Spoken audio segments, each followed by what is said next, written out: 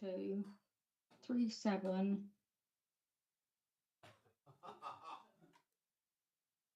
3 7 5 2 7 4 6.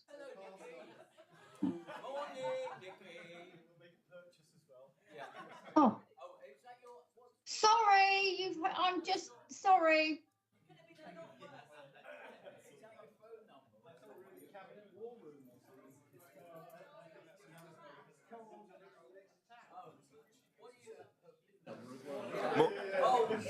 Morning, members. Welcome to this morning's Budget Advisory Committee meeting. Item 1 on the agenda is the appointment or nomination of a chair for this meeting. Can I please invite any nominations from the meeting, please? Councillor Owen? I'll be nominating people. Yes, please. I'd like to nominate Councillor Long, please. Thank you. Is there a second? Oh, Councillor Nick seconding? Yeah. Any other nominations in the room?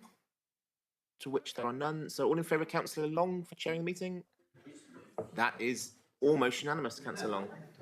Thank you. Yourself.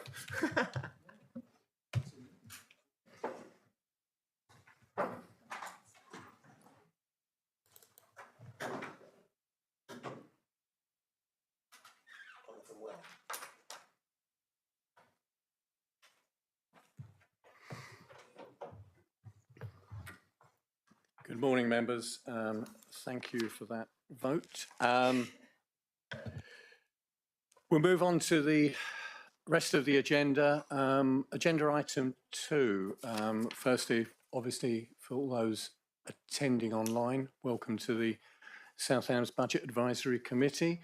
Move on to agenda item 2, which is apologies for absence. Thank you, Chair. We have apologies from Councillors Carson and Munoz, who are on the Teams link, but of course are going to partake in the meeting, but will not be able to vote at the appropriate times. Thank you, Chair. Thank you for that. We have the minutes of the Budget Advisory Committee held on the 16th of January 2025. You've all had that. Can I have a recognition and a move for acceptance of those? Councillor Panel, second. Councillor Steele, can I have a show of hands for those, please? Thank you. That's carried. Thank you, Chair, for minutes. Thank you. Agenda item 4, urgent business. I'm not aware of any urgent business to come before the committee. Division of the agenda. I'm not aware of any reason to divide the agenda today. Moving on to agenda item 6, declarations of interest. Members, does anybody have any declarations of interest relevant to this committee? There are none. Thank you, members. We'll now move on to the budget proposals for 26, 27. You've all had those papers. I will ask Lisa Buckle, the Section 151 officer, to take us through these for the parts. Thank you. Thank you very much, Chairman. Welcome, members, to this morning's Budget Advisory Committee. On page 6 of the agenda, I'd just like to highlight some of the key points within the executive summary. So members will be aware that for Christmas, we received the notification of the government's funding review. That is called the Fair Funding Review, but we have put fair in inverted commas there because you can see that for us as a rural shire district, we feel that that settlement has been anything but fair. And we can see that we have fallen into the category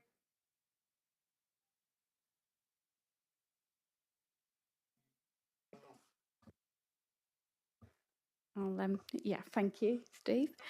And that category is where 95% of the council's previous levels of funding will be guaranteed by government. So any council in that category, that is the worst impacted from the government's funding review. We have written briefing notes on the impact of that. We can see that we will have, as South Wales District Council, we will have a reduction in government funding of just over 2.6 million. That is a 41% reduction by the time we get to 28-29. It's the first time in a decade that the government has announced a multi-year settlement.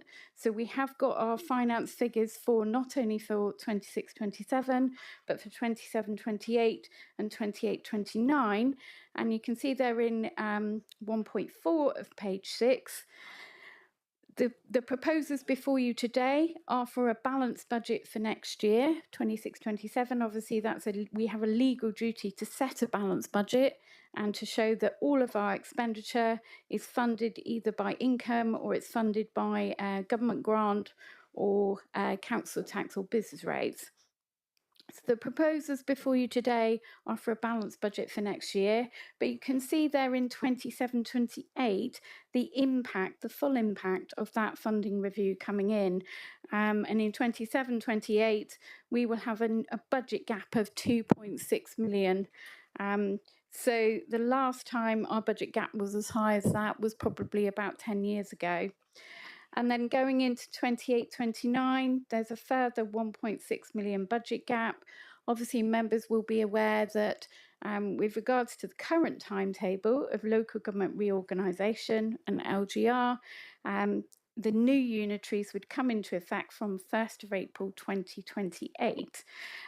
So we would have one more year after next year of setting a budget as South Wales District Council, and then 28-29, the new unitaries would come into effect.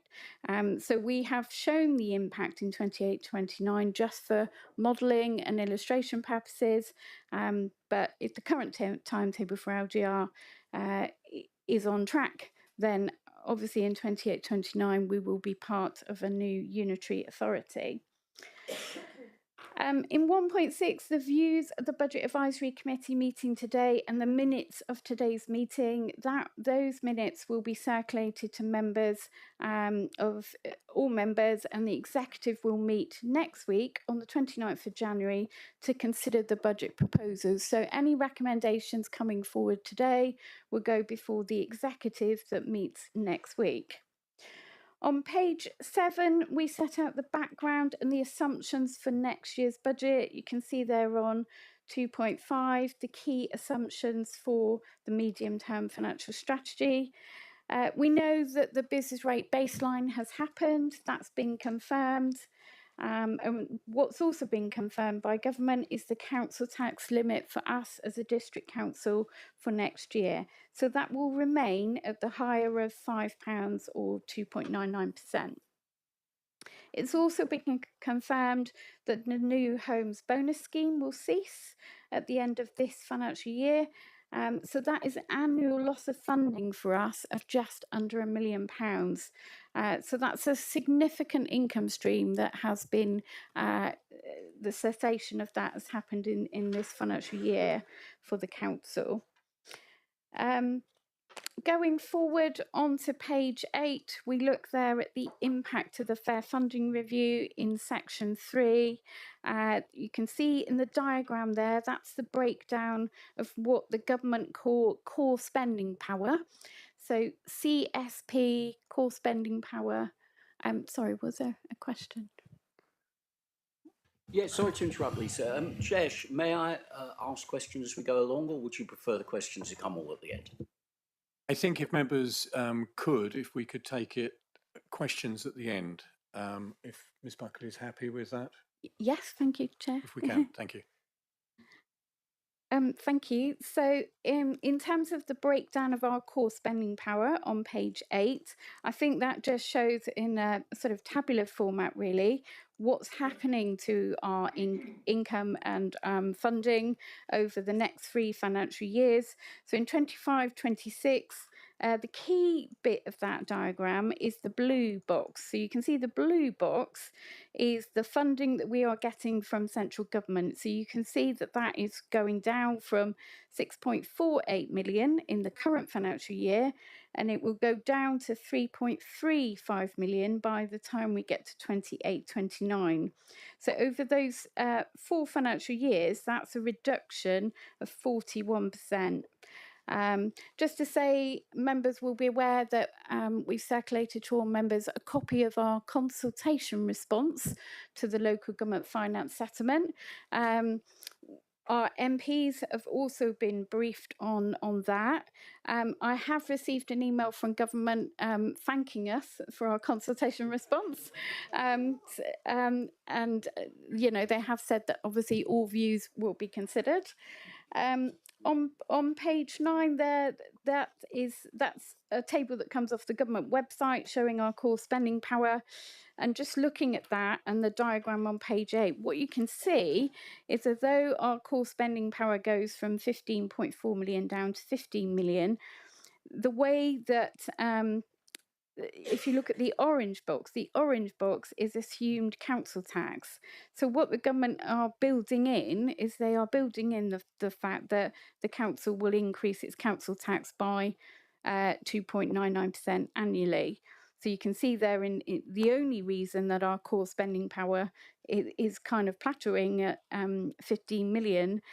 A lot of government funding is being taken away, and it's being assumed that that deficit is going to be made up by council tax increases and council tax income in the future. On page 10, there's some analysis there of the impact of that funding review by government and how that has changed core spending power for different authority types. So you can see there the class of authorities that have done the best out of the funding formula are metropolitan districts and London boroughs. And you can see their shire districts have only had 0.6% increase in core spending power. And remember that 0.6% increase includes a 2.99% increase in council tax. So it's a real term decrease. And you can see there the South Hams figure is actually lower again at minus 0.6%. Shire counties, because they have got the adult social care and children's services, Chair, your 5.3%. voice is a bit distorted, Liz. I wonder if you could turn the mic to you, that might help. Yes, that's fine, thank you. Thank you. Thank you. So on page 10, I've just set out there some of the reasons that we have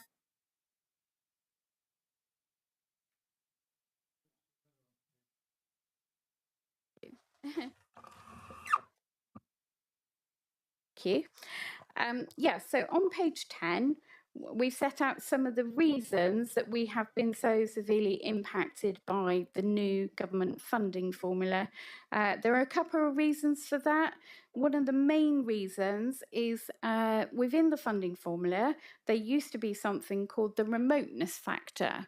So what the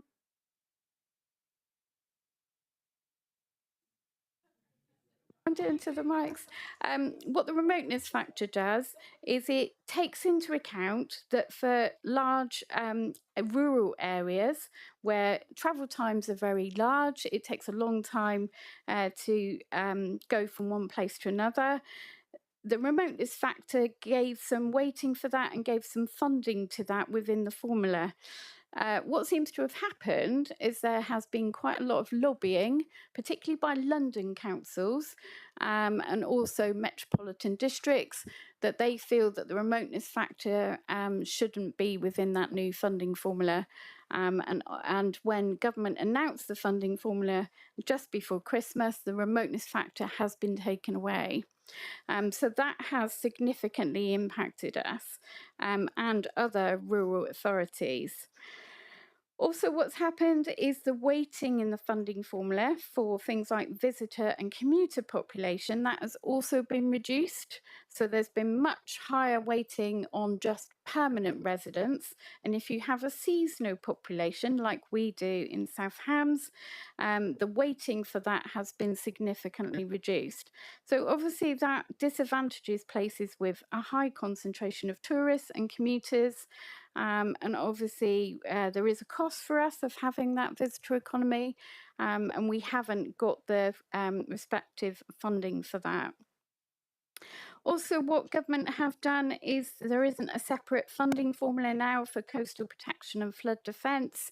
Again, that has just been amalgamated into the main formula. That's another reason that we lose out from that. And what analysis from Pixel Financial Management shows is that rural authorities have suffered the biggest losses in funding in the 3-year settlement. And again, we've made that point in our consultation response. And there's also a technical element of the settlement, which looks at the council tax growth projections. And we can see what's happened in there in terms of it in 25-26, the second homes premium took effect.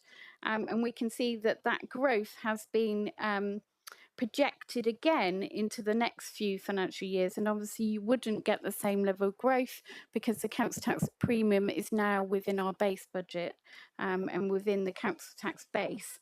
So again, we've made that comment back to government that we feel that those assumptions are incorrect and need to be changed. The final finance settlement will come out around about the first week in February. So if there are any changes to our funding, that's when we would find out. It will be around about the first week in February. It's probably unlikely that there will be any significant change, but there has been change in previous years. It depends on whether there are a group of MPs, for example, that make a case to government for some of those elements to be changed. So we'll wait and see, but probably it's unlikely there will be any significant changes in funding. On page 11, we've got the business rate baseline reset. So you can see that the key figure is the figure in blue, the baseline funding level. So next year, 26-27, the amount of income that we are guaranteed from business rate income from the government is 1.532 million. Just to say that we have come out of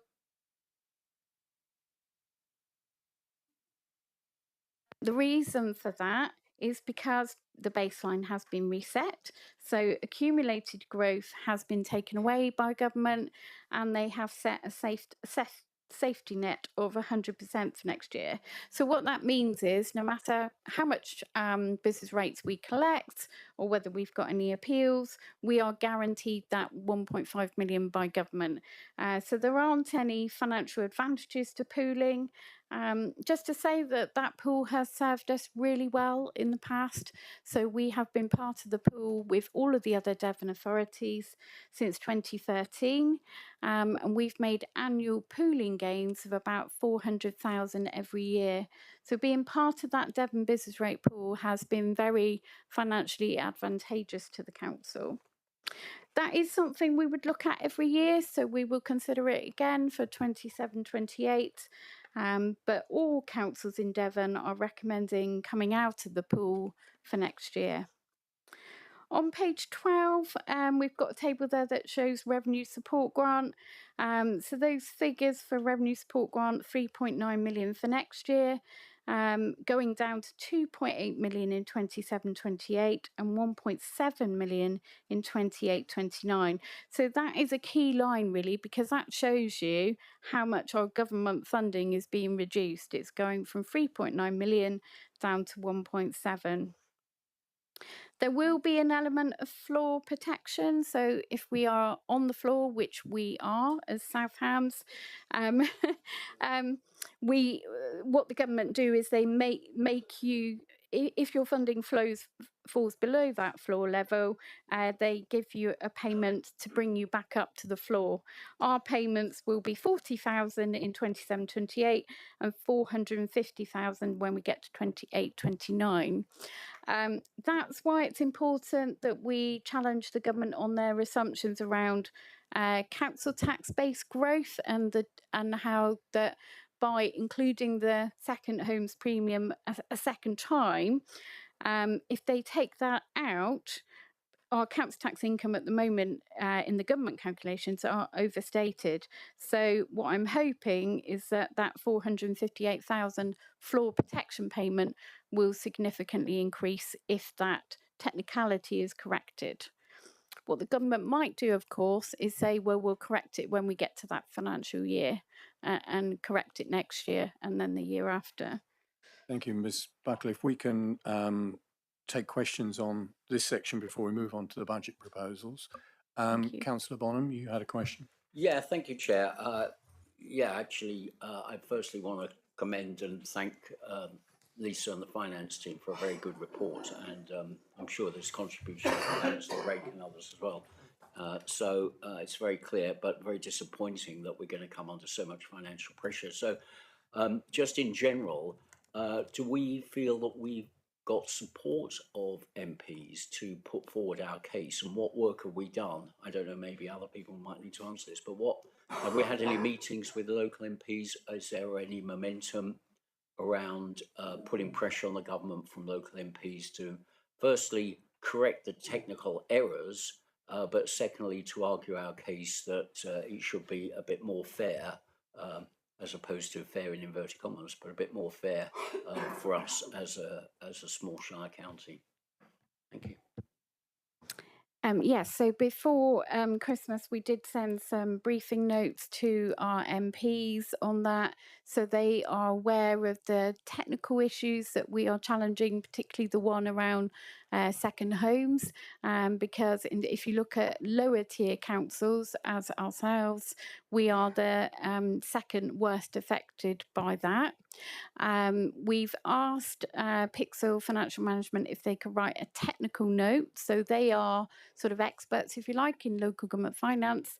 They have written a technical note which has been included not only with the District Council's network response, but that is something that has been shared with MPs so that MPs can make those responses as well.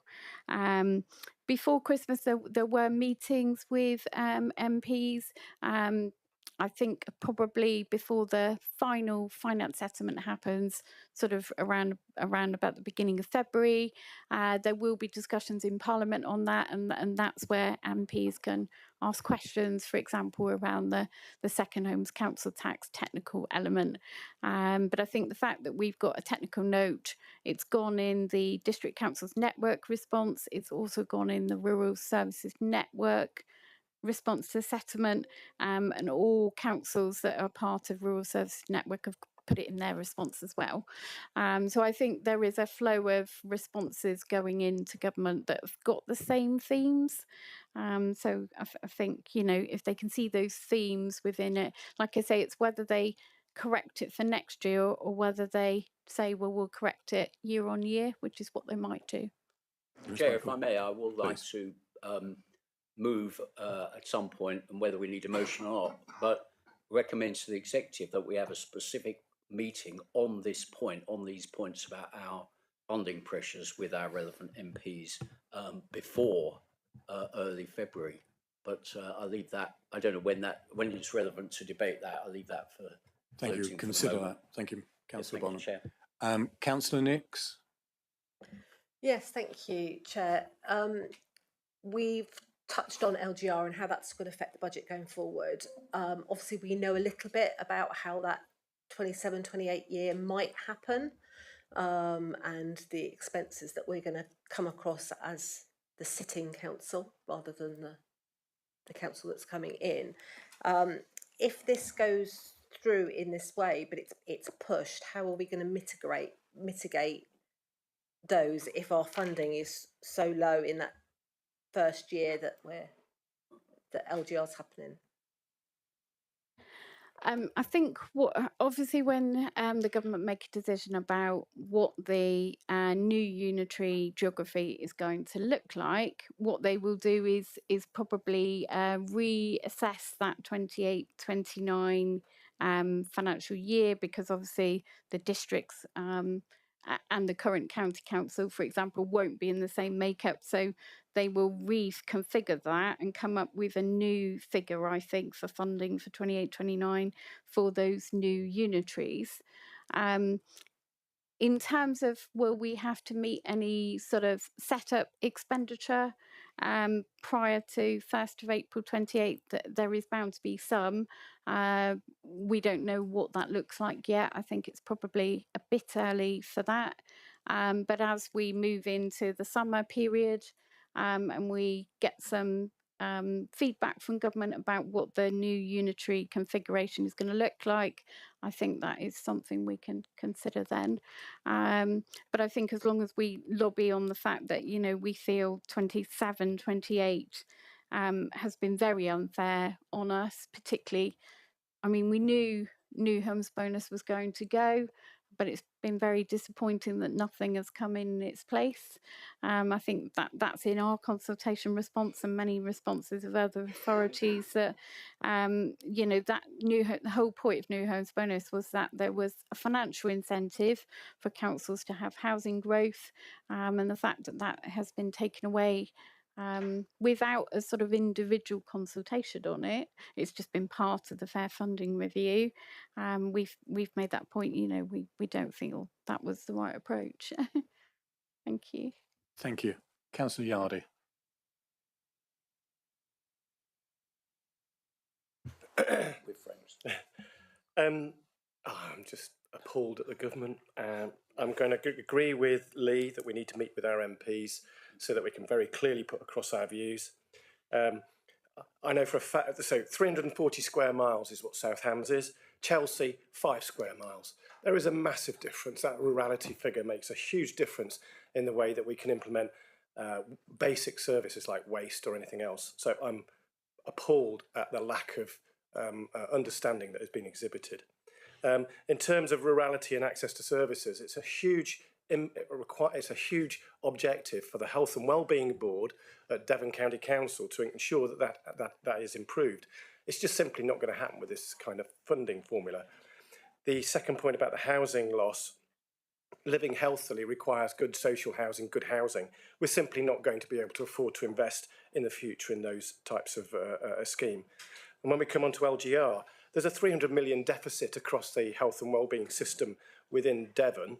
The LGR system, I can see forcing deficits. I can see, across adult social care and other areas. And those are not being considered in the mix. So this rurality, the health system 300 million deficit, the deficit that LGR is going to force on us is going to impoverish, unfortunately, South Hams and rural areas like ours.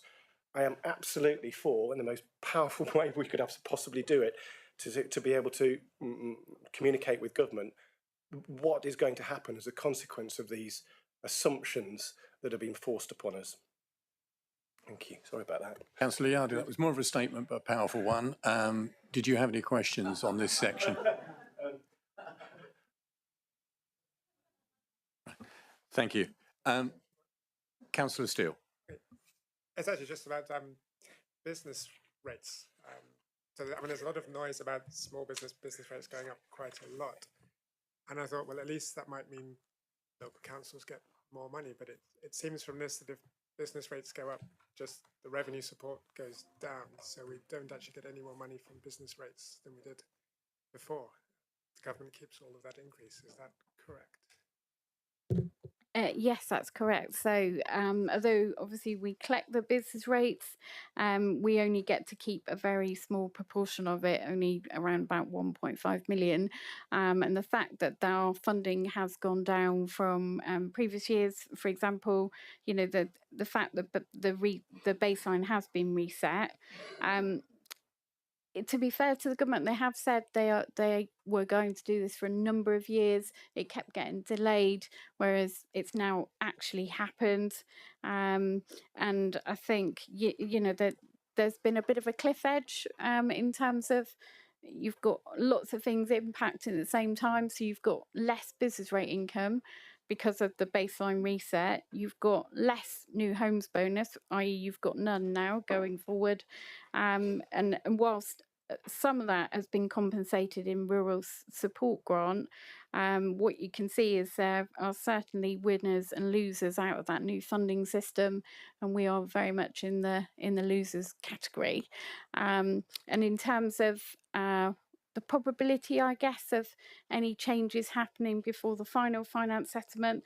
The difficulty for government will always be that if they make any changes, if you add more funding into some categories, you've got to take it away from somewhere else.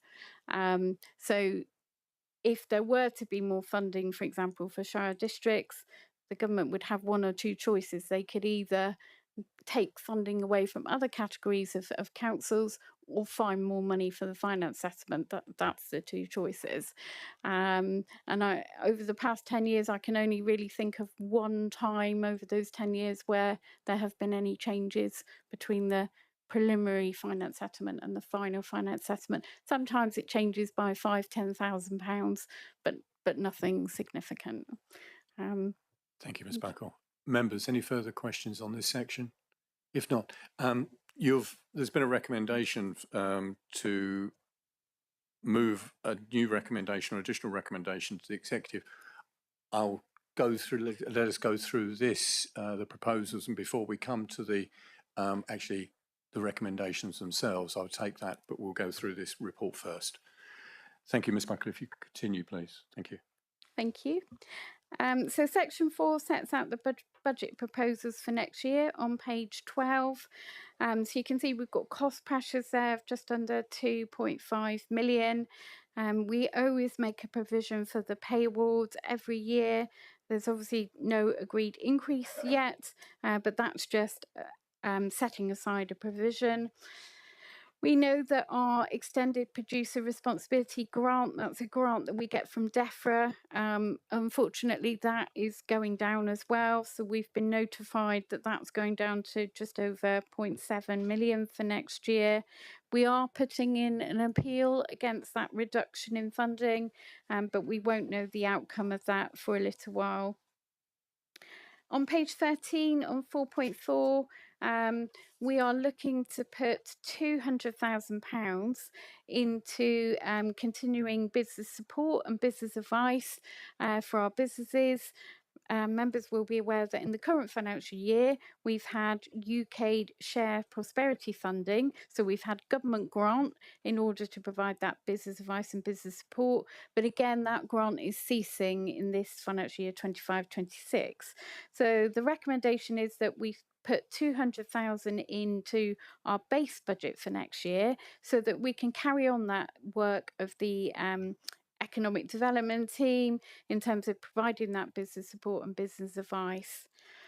We've also got a cost pressure there for the waste service. We're also going out to tender on our insurance costs, and we know that our insurance premiums are likely to at least have a 30% increase on premiums for next year.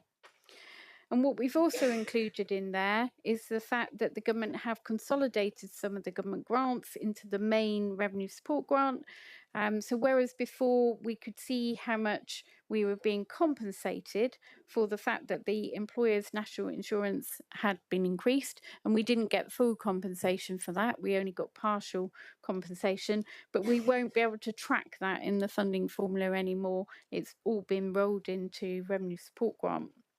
In terms of savings for next year, obviously, we did ask all of our heads of service to identify efficiency savings.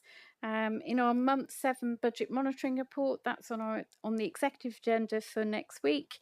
We've got a current projected unspend for this financial year of 130,000, and that's an item which the executive will consider next week. On page 14, some good news in terms of the Devon Pension Fund has had its triennial revaluation. That fund is over 100% funded, and it has meant that we can reduce our primary rate contributions that we're putting in as an employer. So that's significantly helped our budget for next year by about 375,000 per annum. The executive considered a report on car parking, and that is set out in 4.17.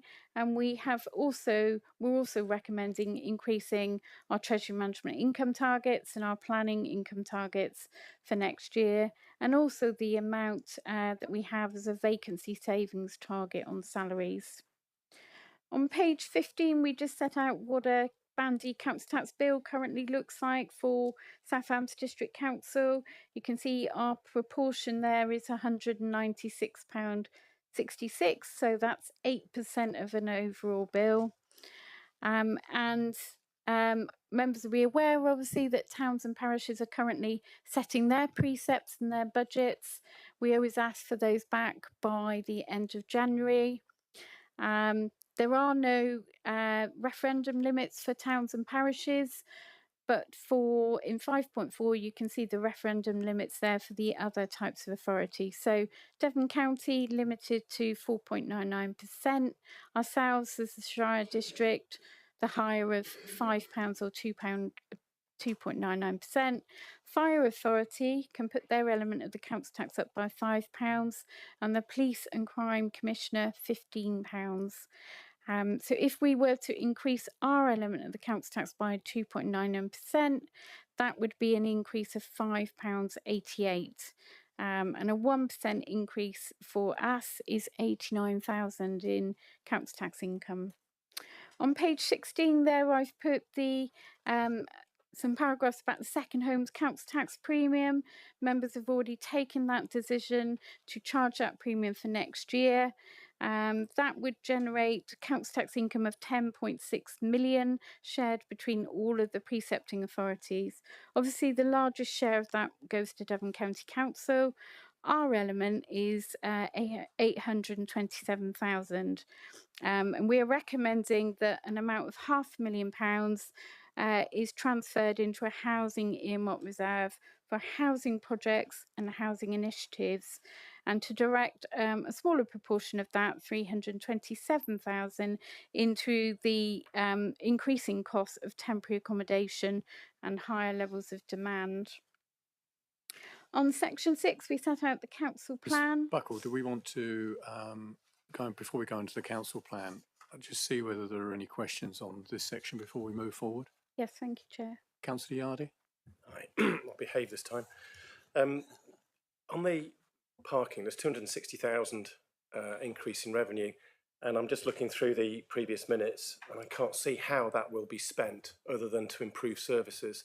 It would be really nice to have some information about how that increase will be spent, particularly as quite a bit of it is generated in Dartmouth through the review. Please. Yes, so obviously in terms of the savings and income generation, that 260,000 is part of our overall 1.39 million. So that is funding all of the council's services. It's also obviously putting together. We've obviously got that reduction in government funding, so we've had to find savings to fund our base budget because of the impact of the funding formula going forward. And obviously you can see that we have got cost pressures there of over just under £2.5 million, and we haven't had any extra government funding coming in to meet those inflationary cost pressures. So all of our savings and income is helping to maintain services for next year. And in terms of those services, obviously maintaining them at a good and a high level.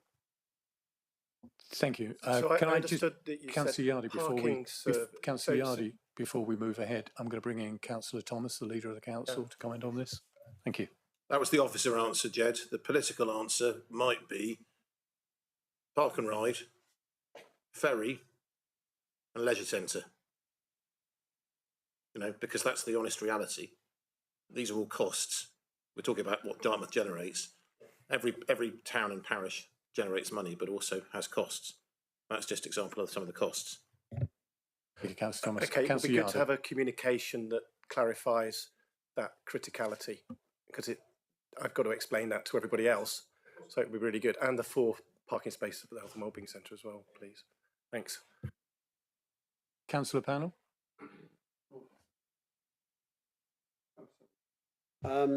On the second homes premium, how confident are we that that will bring in what we hope it will?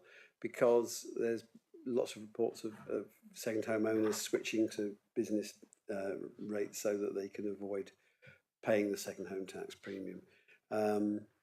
Are we confident that that sum that we've allocated there is going to appear and will continue to appear. Thank you, Chair. Yes, we're very confident in that figure. And actually what we've seen is our number of second homes within the tax base has increased. There are multiple reasons for that. One of the reasons is 2 years ago, the government did announce new measures. So if you are business rated, you have to prove that not only are you available to let that property for 140 days, you have to prove to the valuation office that you have actually let it for 70 days of that 140. And that can't just be that you've let it to family and friends, that has to be on a market rental. If you are unable to evidence that to the valuation office, then you get what the valuation office do is they take you out of the business rate rating list and put you back into the council tax rating list. And we can see that that has happened. So some of those, that loophole has been closed as much as possible by central government, and we can see properties have come back into the council tax rating list, and many of those are second homes, and therefore we are able to charge the premium to them as well. We've also been doing a lot of work on the second homes premium. So we have visiting officers within our revenues and benefits team that have been going out within the district. We have been communicating with residents to their correspondence address as well. And we have had some residents contact us as well to notify us that they are a second home and should be being charged a premium. So yes, we've done a lot of work and put a lot of resource into making sure that everyone is paying the correct amount of taxation. And yes, we are very confident in that figure. Thank you. Thank you, Ms Buckle. I'll bring in Councillor Rake at this point, if I may. Thank you. Just with a question, if I may, Chair. When we're calculating the average town and parish precept, is that the total amount raised for town and parish councils divided by the total number of Band D properties, rather than, so it's not an average per parish council in that sense, if you follow me?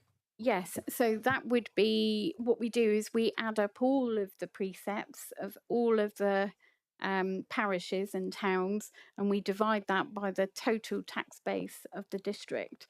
So yes, it is an average. The £100.95 is very much an average, and you can see there we've got different ranges. So for example, in this financial year, Dartmouth set a Band D council tax of £338.09, Totnes £223.73, Ivorybridge £192.74, and then at the other end of the spectrum, Woodley set a parish precept of £5. So you can see that the £100 is very much an average, and different towns and parishes will have different levels of what their Band D council tax is. Thank you, Ms Buckle. Members, any further questions on this section? If not, if you could continue, please. Thank you. On the council plan. Thank you, Chairman. So on page 17, section 6, we've got the council plan. There will be further reports coming forward in the forward plan to members on the council plan for next year. You can see there that includes investment of 7.39 million, delivering against priorities of the council, and that included a commitment of 1.15 million of new funding which had been identified from reserves. On section 7, we set out fees and charges. 7.3 guards and waste, a charge of £73 is proposed for next year, with a charge being £70 if signed up before the 31st of March. That charge is benchmarked against neighbouring areas, and it's also being recommended to make an annual contribution of £25,000 into a community composting earmark reserve. On section 8, we set out the council's reserves position. You can see there in the table, our reserves are going down. You can see in 31st of March 2022, we had total reserves of 18.6 million. Those are projected to be about 11.5 million at the end of this financial year. When we bring the report to members in February, at the February council meeting, we will carry out what's called a financial risk assessment, and that will inform the level of reserves also that we are recommending. But you can see as part of this report, we are recommending that that minimum level is around about 1.5 million. And Section 9 capital programme, when the executive meet next week, they will consider the capital bids and recommendations will be made to council in February on the capital bids. Section 10 talks about treasury management and borrowing. So our current borrowing level is around about 13.3 million. And Section 11 just looks forward, particularly to 27-28. You know, and it may very well be that the council might have to use some reserves to potentially bridge any gaps in funding for 27-28. On page 21, we've got the timetable there. So Budget Advisory Committee meeting today, making recommendations to executive next week. 12th of February, that is the date of full council. That is the date that the council will approve its final budget proposals and set the South Hams share of the council tax. That will be a recorded vote. And then we will have the council tax resolution panel on the 19th. And that puts together all of the budget decisions of the other precepting authorities as well. Thank you, Ms. Bunacle. I'll take questions on this section. Councillor Bonham. Yeah, thank you, Chair. I want to just make sure I understand the impact of this on our reserves. And just as an aside, perhaps I could ask officers to, in future, reconsider how you map out the table on page 18 and perhaps include the position on future reserves. I think that will be helpful, certainly for me and perhaps for other members, because while it's good to see the historic figure, I think in this meeting we're looking at future plan. So as I understand it from the appendix, there's a net contribution in next financial year to earmarked reserves of roughly 1.2 million. Is that correct? And are we going to see the total reserves picture go up at the, or estimate that the total reserves figure will go up at the end of, or on the date of March 2027? Thank you. Yes, so on page 31, we do show the contributions to and from earmarked reserves. Yes, there is a net contribution into reserves there of 1.2 million, but just to say the majority of that is putting 550,000 into our vehicles and plant forward plan. So that is for the waste vehicles and the waste fleet. At some point in the future, we will be bringing a report to members because there will be a need to buy further waste vehicles. Members previously have approved to buy, to take out £3 million of borrowing to buy some of our waste fleet. So although that is putting money into reserves, that is committed in that, you know we've got waste vehicles we need to buy with that money. And the other big amount going into reserves is for the £500,000 funded from the Second Homes Council Tax Premium for housing initiatives. And we always put 200,000 a year or 181,000 into the capital programme. So again, that money will get spent because that will be part of the capital bids.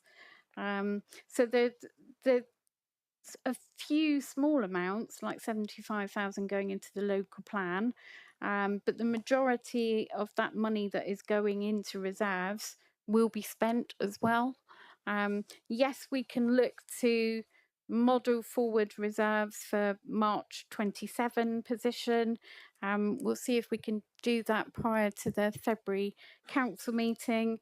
I don't think the reserves would move hugely, probably, because, like I say, the amounts we're putting into reserves, we will be spending in the main.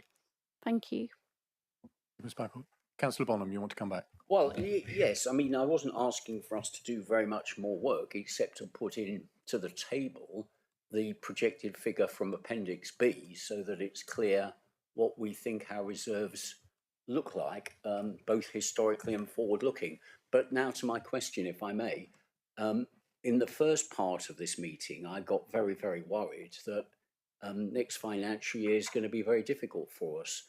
But I'm really trying to understand now if that's the correct conclusion, because we're putting an extra 717,000 into reserves next year.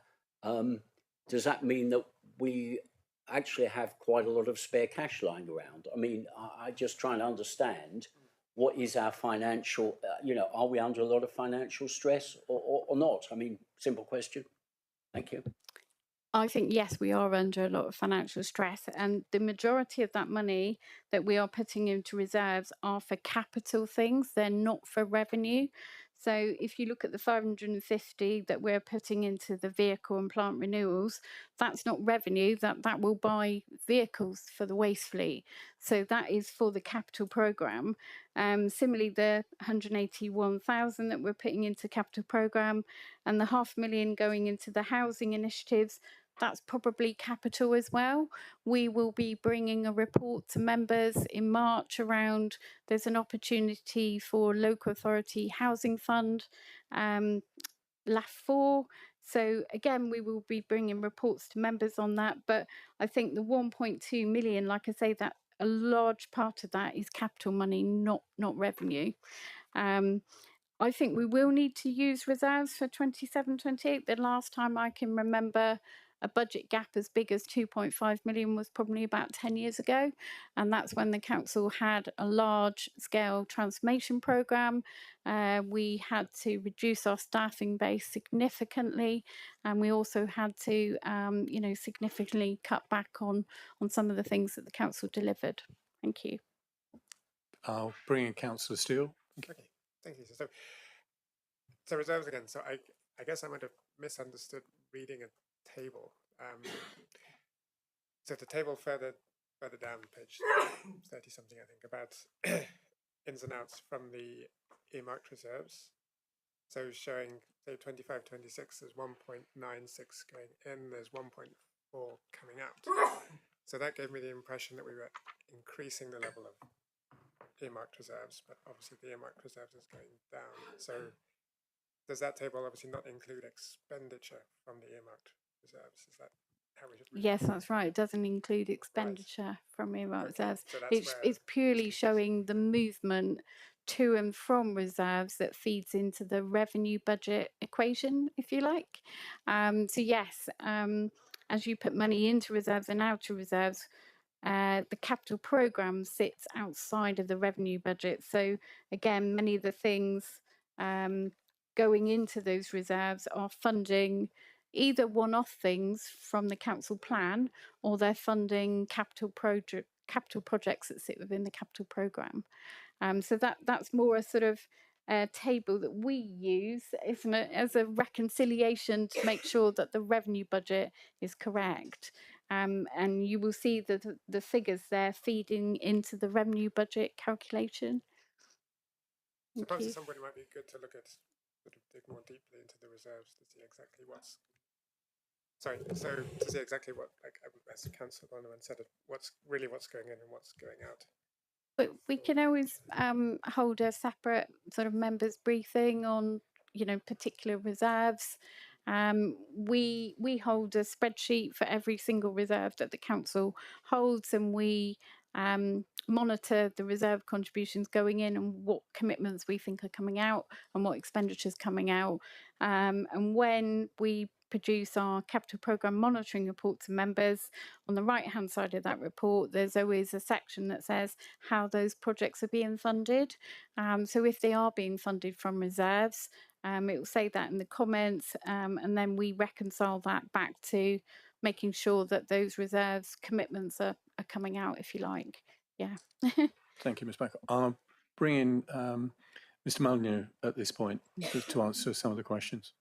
Yeah, thank you, Chair. I just wanted to go back to Councillor Bonham's question and Mrs. Buttle's answer. In terms of, to bring an example to life, and Lisa talked about the vehicle reserve and putting 550,000 into it. That's nowhere near enough. If I had my way, it would be £1 million. That's the sort of figure we need, and we can't afford that. And Lisa and I spent a number of hours in the last couple of weeks telling officers, senior officers, there is no money, because the reality is there is no money. This is the worst position. If the 27-28 budget is as the government are saying it's going to be, then we are absolutely in a financial crisis, and it's along with LGR, they are the two topics that SLT spend all their time discussing, is how we're going to bridge that budget gap. It is a crisis situation as far as I'm concerned. Thank you, Mr. Molyneux, for reassuring Councillor Bonham that life is not easy for us, and is not going to be easy going forward either. And I think any of us looking at these figures recognise that as well. Councillor Abbott. Thank you.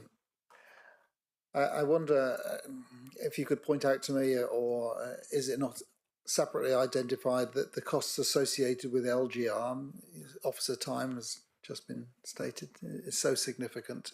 Does it come up as a line, and have I just missed it?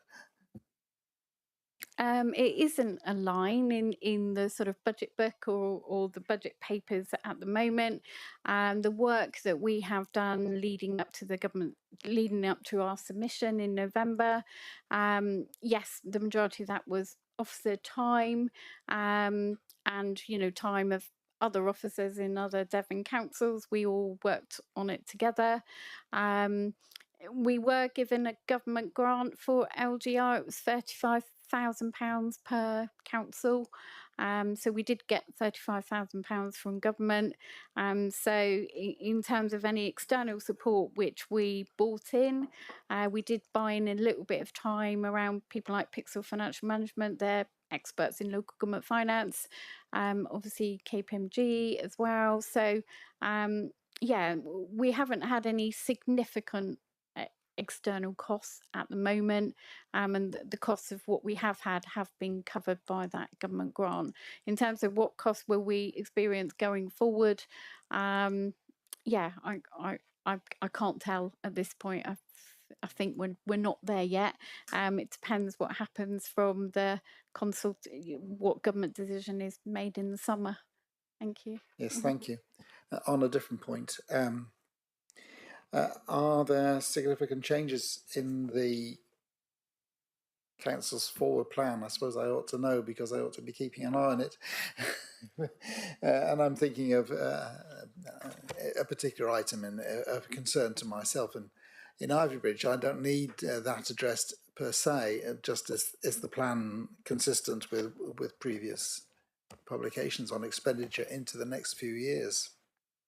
Buckle, I'll bring in Mr. Molyneux at this point. Thank you. So thank you, Councillor Abbott. So senior officers are meeting with lead members to look at the council plan for the next 12 months in terms of whether we can still fund all the things, the ambitions that are in there.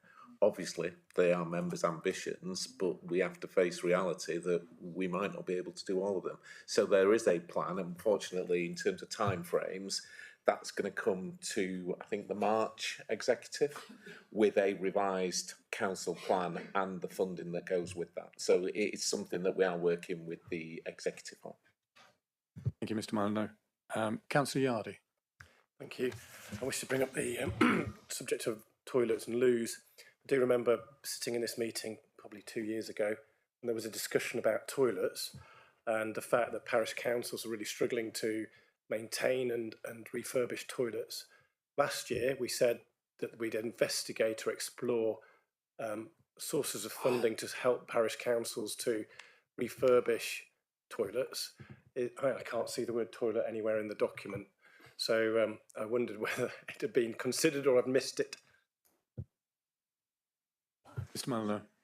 Yeah, so we haven't identified any additional funding for parishes for toilets. We still have and are hoping to still have our refurbishment planning for toilets over the next council year. But in terms of assistance for parishes to fund toilets, there isn't any money that we've identified or accounted for in the next budget. Councillor Nix. Yes, thank you. This is a bit more of a statement than a question, I suppose, but I understand the need to provide essential services and the work that's gone into this balanced budget, etc. However, are we satisfied that we've balanced this with the ongoing cost of living crisis? I know we've said that it's 11 pence per week that Bandy council tax is going up by, but when we add that to all the other elements of council tax that are going up, I suppose, yeah, it's a statement rather than a question. There was a question in there. So. Yeah. I'll bring in Councillor Thomas at this point. Thank you. I think a statement probably requires a political answer rather than an officer answer, doesn't it? Are you talking about, Councillor Nix, are you talking about us putting our share of the council tax up? Yeah. Yeah, well, make sure that it's balanced. Well, the answer is it probably isn't balanced in the greater scheme of things, but we are given absolutely no choice because the government, and in fairness, the previous government, and almost certainly every future government, seems now to base the finances of local authorities on the basis that they will put the council tax up by the maximum they're allowed. And in fact, they trumpet that they've given local authorities more money, which is disingenuous to the nth degree because they haven't given us more money at all. What they've actually done is they have enforced a full council tax rise. If Councillor Brazil was here, he would probably implode, actually, at the very suggestion, that we've been given more money because he's constantly talking about how we're forced to, Alison. That's the reality. We don't even have the opportunity to consider whether it affects the cost of living or otherwise. We are simply told by the government, your financial settlement is predicated on the fact that you will rise council tax by the maximum you can. And if you don't, good luck balancing your books because it's bloody hard enough as it is. Thank you, Councillor Thomas. Members, any further questions on this section? Councillor Bonham? Yeah, thank you. Well, one of my questions was actually asked by Councillor Abbott, but maybe if I may, I'll come back to this point about the council plan because I'm struggling to see in this document where the implication is for the council plan and what the financial pressures are on the council plan. And I know you've already answered in the sense that you're going to discuss it later, but what part of this document feeds into that new change? I mean, are we going to have to cut 1 million or 10,000? I mean, where is it connected to what we're going to approve or recommend for approval, hopefully, in due course? I don't see the link, and I'm trying to understand, therefore, if I want to approve this document or not. Thank you, Chairman. So I think probably the place that we can see that is on page 33 in our schedule of reserves. So when we looked at the council plan, we did identify reserves that could be used for members to invest in the council plan priorities. Those are shown in the sort of red line right at the bottom of that document. So you can see we've got 1.5 million there of earmarked reserves which have been earmarked for the council plan. So when we bring the council plan to members, we would be recommending ways in which those reserves could be utilised. So the council plan would be using one-off monies out of reserves. And that is also mentioned in 6.2 as well, having funding identified specifically for the council plan. So, for example, in terms of, public toilets refurbishment, that would be looking to use some of those reserves for that rolling programme of refurbishment. Thank you. I'll bring in Councillor Birch at this point. Thank you. Yeah, the position is, and correct me if I'm wrong, Elisa, the position is the council plan is financed by the items that are in reserves. In other words, that when the council plan was formulated and then approved, and it takes it through to 2027, the monies to implement the council plan are within the reserves and within the document that Mrs. Buckle has just mentioned. So therefore, we need to remember that it's the money is already there in reserves to implement the council plan. And it's my understanding that there's no cuts proposed in respect of the monies that were put aside for the council plan. I think that I'm correct in saying. Thank you. Yes, that's correct. Thank you, Councillor Birch. Does that respond to your question, Councillor Bonham? Thank you. Any other questions on this section? If not, we're being asked for our views, this committee's views on the items before you to be recommended to the executive.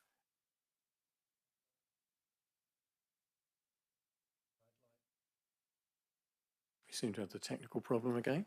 I'd like members to sort of consider this because I'd like your views. You've been fairly questioning, there's been some comments, but to go through before we sort of vote on any recommendations for you to consider these and whether you have any particular comments on the items that we will be recommending to the executive. But before then, I will move on. We had a request from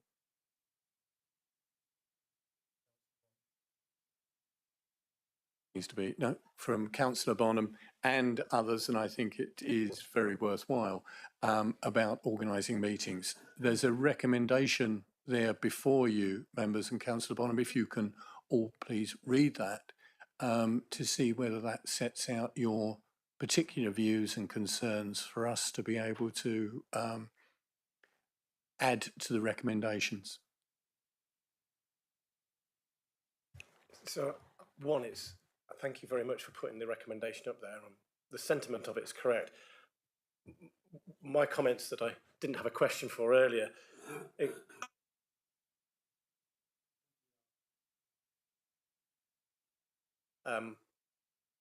perhaps I'm making it too broad if I wish to include those, but it seems that we're only, I think I like the proposal. I would have loved it to be able to include LGR and health system deficits, but I think for the moment that's nice and tight. So I will support that recommendation. Thank you, Councillor Yardy. I'm happy as chair to. Sorry, Councillor Rake. Chair, when the budget comes before executive next week, we will be considering a recommendation. We'll be considering a proposal that the executive explicitly endorses the council's consultation response.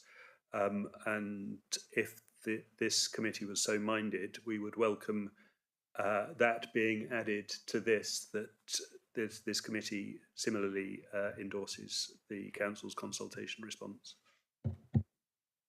Thank you, Councillor Rake. Sorry, the consultation on the so-called fair funding settlement. Thank you, Councillor Rake, for that confirmation. I'm happy to propose this, or if you're happy to propose this, Councillor Yardy or Councillor Bonham, because you brought this forward, but I'm happy to second it as chair that this also goes to executive. Members, are there any comments from other members of this committee on this recommendation? Councillor Steele. Yeah, I'd fully agree with it. I think it's very sad to have how much financial pressure the council's put under, and you do a wonderful job balancing the books as ever.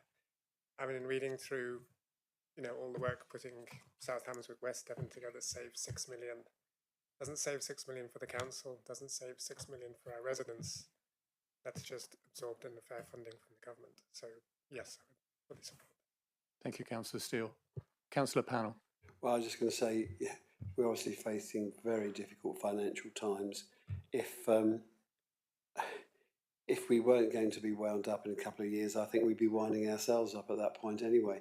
And maybe that's what's in the government's calculation, that it wants to screw the local authorities down and get them to spend their reserves and spend as little on us and our services and our population as it can. That's exactly what they're doing, Councillor Panel. Yeah, I'm just dismayed that is the attitude. When you look at the disparity between our settlement and some of the urban centres, there is no fairness in this whatsoever. Thank you, Councillor Panel. I don't think there would be a single district councillor or any councillor here who would disagree with you, because when you look at it, the government's funding and support is very urban centric, and however much they may need those funds. Chairman, can I just come in quickly? Yes, certainly. Yeah, only say, Councillor Powell, you go to events with other councillors. You've been to one this week. I mean, I do the same. It's the same picture in every rural area. Every urban area. Islington, for example, I met the finance portfolio holder in Islington back in November, who could scarcely contain his excitement at rubbing his hands in glee at what he thought was going to be the finest fair funding review he'd ever seen. And sure enough, if you live in Islington, it's very fair. That's just the reality. Thank you, Councillor Thomas.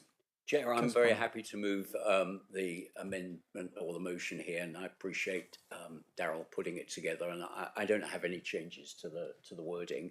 And with regard to the point of Councillor Rake, I'm happy to include the point about the response, but I'm just wondering if we need to do that since we've already sent it. So I think this is as written, very straightforward, and that's what I'd like to move. I think I would accept that because it's our view going to the executive. If the executive include that, our view in, then that's most appropriate. But what we're giving is our views today to the executive. So I have a proposer, seconder, Councillor Yardy, for this recommendation. Everybody's given a view. I'd like to, for those present in the room, take a vote on this as to that proposer and seconder to put this recommendation forward. Can I have a show of hands, please? That is unanimous. Thank you, Chair. Thank you, members. That will be included in the recommendations to go. We have the recommendations before us. Councillor Allen, you earlier indicated you wanted something to be amended or added to these recommendations.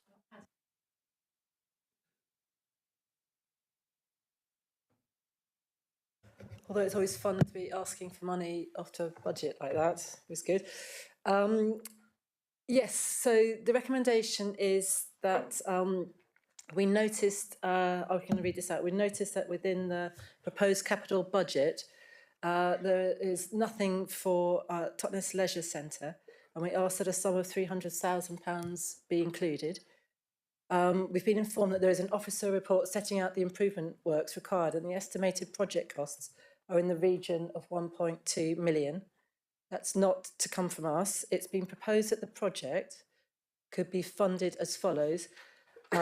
So some of the money coming from Tadpole, which is a charity which looks after the leisure centre, up to 200,000.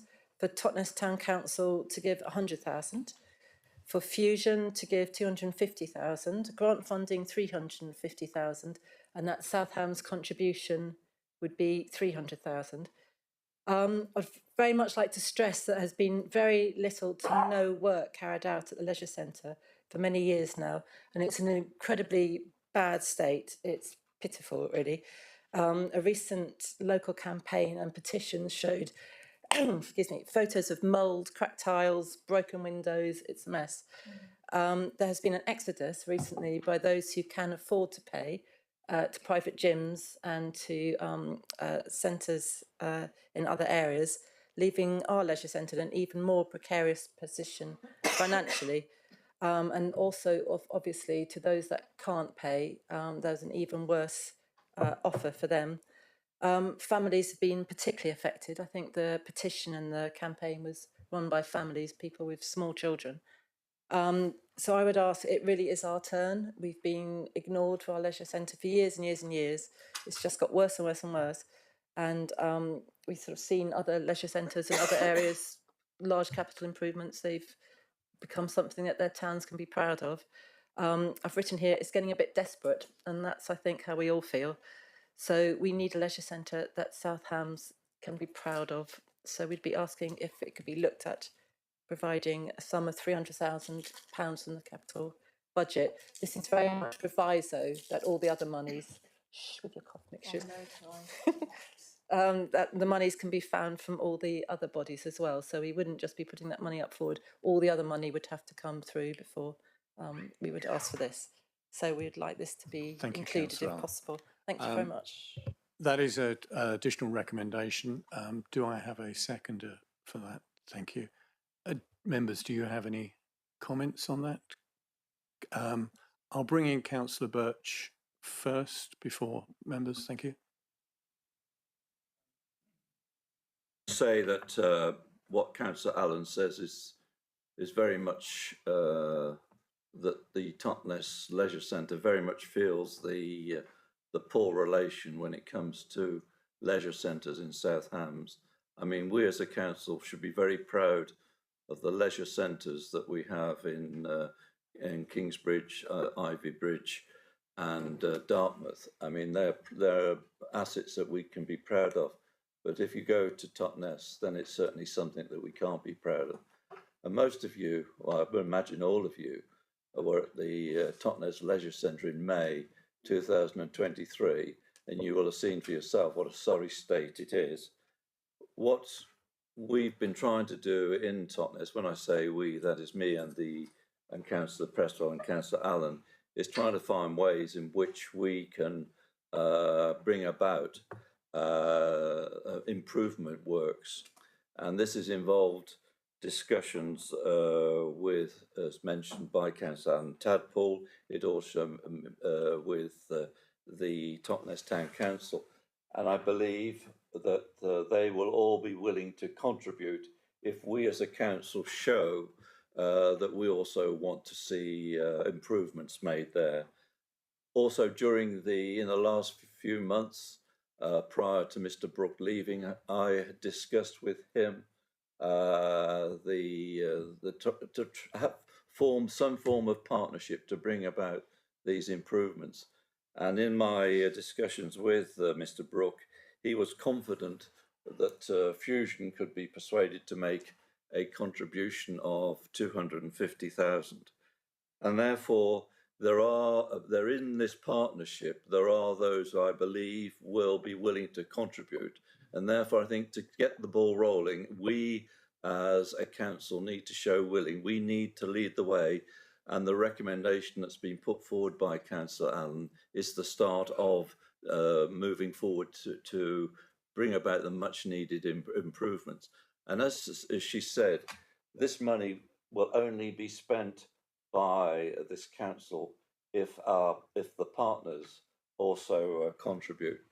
And can I just make the point that this is I believe this is the last chance for this council to effectively save Totnes Leisure Centre, because once we are reorganised and we're abolished, I do fear that all our leisure centres will come under threat because it's an optional service, it's not mandatory. And I think the least we can do is to put Totnes Leisure Centre in a reasonable condition so that if it has to survive in some other shape and form, then it is able to do so and doesn't have to try and find funding to make it reasonable. The other thing in the Councillor Birch, I nearly finished. Yeah, in the report it says 9.3 of the report. It sets out the criteria for a capital funding, and I believe that what is being proposed meets the criteria at 9.3. And finally, it does fit in with the council's delivery plan. It fits in within primary aim 2 of community services and primary aim 3.2 of community services. Thank you. Thank you, Councillor Birch. I'll bring in other members now. Councillor Abbott. Thank you. I'm very sympathetic to this situation, but of course you know that one of the issues is the interplay of all the partners, and in this case Tadpole. And is there any hope that Tadpole will be able to contribute in the way that you propose? Has there been any change over the last 2 years that will indicate this?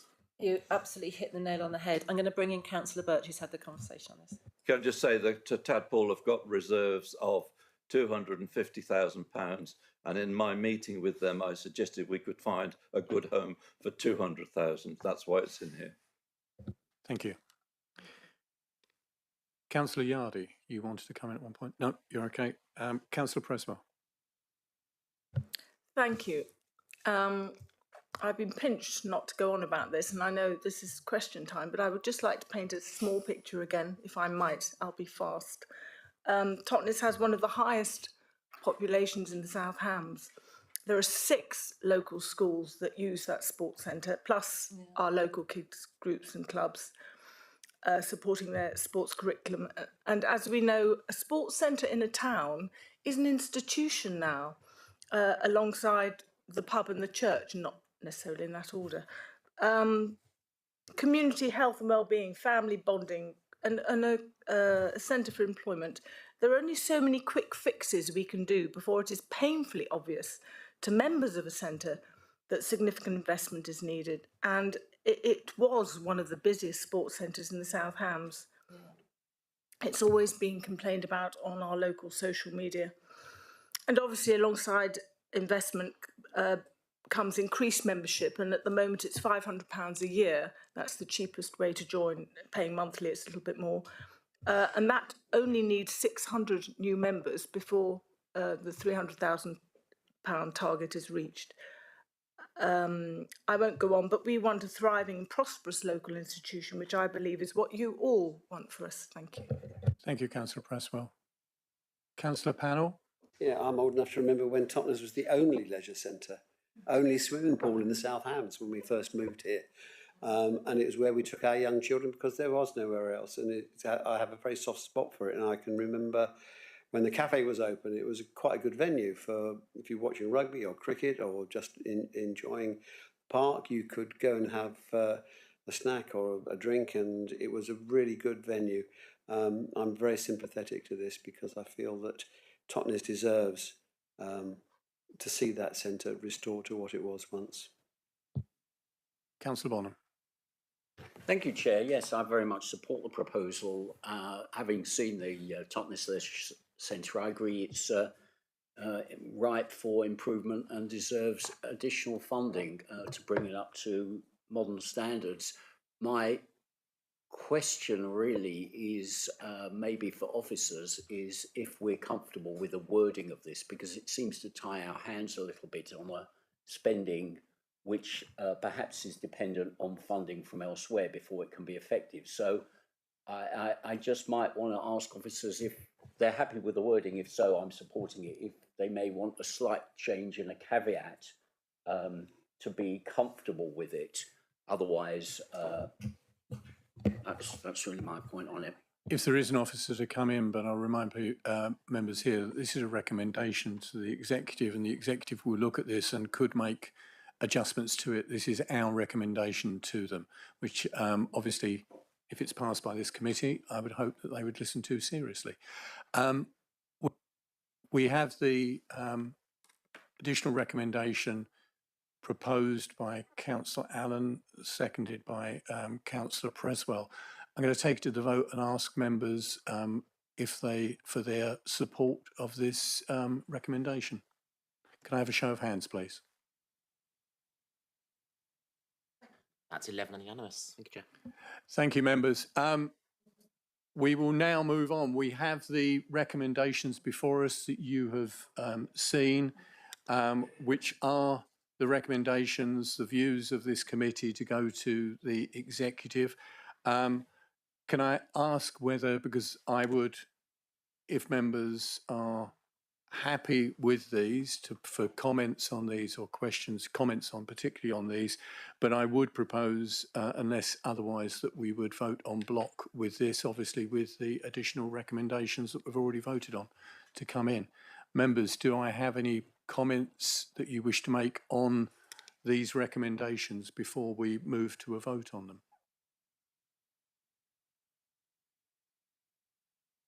I don't see any indication of anybody wishing to make any further, because there was a lot of questions and a lot of points raised during the sort of presentations. I will now, as I haven't had any indication, you have them before you. They are recommendations to be considered by the executive at their meeting. Can I please, I'm prepared to propose these recommendations. Do I have a seconder? Councillor Bonham, thank you. With those proposed and seconded, these recommendations, I'd like to take that to the vote. Could I have a show of hands, please? Thank you. That's 9 in favour. Thank you, Chair. Those against? None against, Chair. Any abstentions? With 2 abstentions. Thank you, Chair. Right. Those recommendations are agreed by this committee to go to the executive. Can I thank everybody? That is the conclusion of the works that this committee have to do today.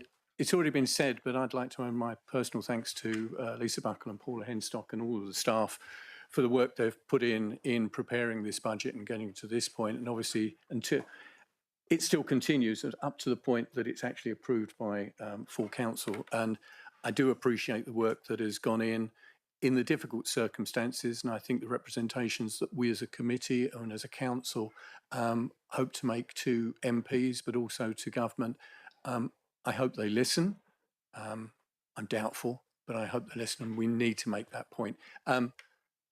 Members, that concludes our business, and can I just thank everybody for their attendance today? Thank you. Thank you, Mark, for chairing again.